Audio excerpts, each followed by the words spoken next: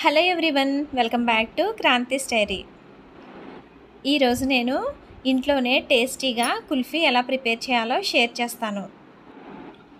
మనకి షాప్స్లో దొరికే కుల్ఫీ టేస్ట్ ఎలా అయితే ఉంటుందో మనం ఇంట్లో తయారు చేసుకునే ఈ కుల్ఫీ టేస్ట్ కూడా సేమ్ టు సేమ్ అంతే టేస్ట్గా వస్తుంది. ఇప్పుడు సమ్మర్ కాబట్టి ఈ కుల్ఫీని మనం ఇంట్లోనే ఈజీగా చాలా తక్కువ ఇంగ్రీడియంట్స్తో టేస్ట్గా ప్రిపేర్ చేసుకోవచ్చు. ఇప్పుడు ప్రాసెస్లోకి వెళ్తే ముందుగా 1/2 లీటర్ మిల్క్ని స్టవ్ పైన పెట్టుకుని బాగా బాయిల్ చేసుకోవాలి.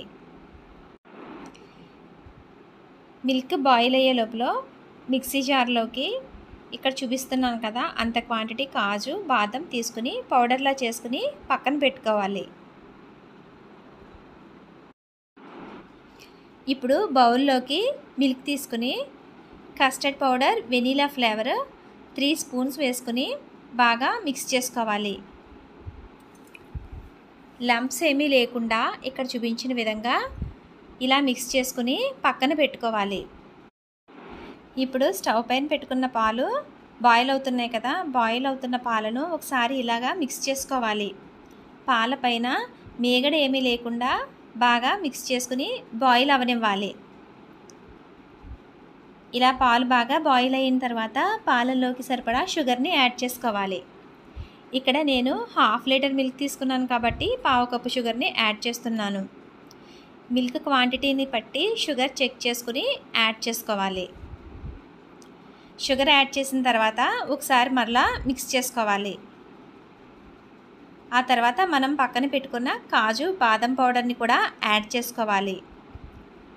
ఇది మొత్తం అంతా వేసిన తర్వాత పాలను బాగా ఇలా మిక్స్ చేసుకోవాలి.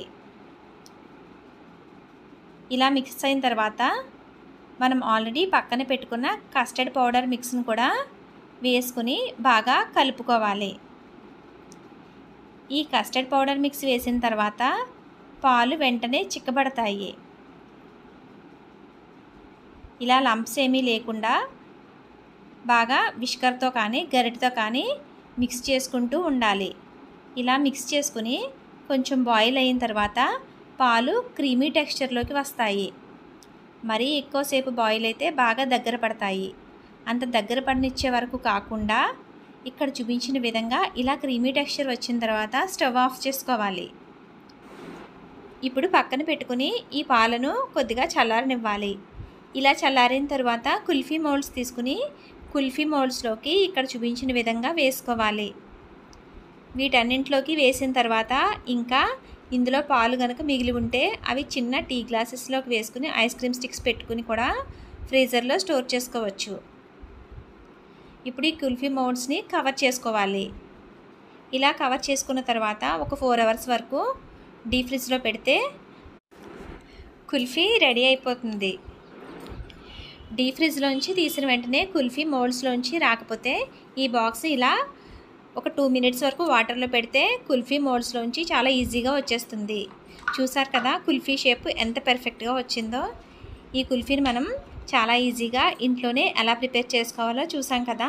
మీరు కూడా ఒకసారి ట్రై చేయండి. ఈ కుల్ఫీ షేపే కాదు టేస్ట్ కూడా పర్ఫెక్ట్గా ఉంటుంది.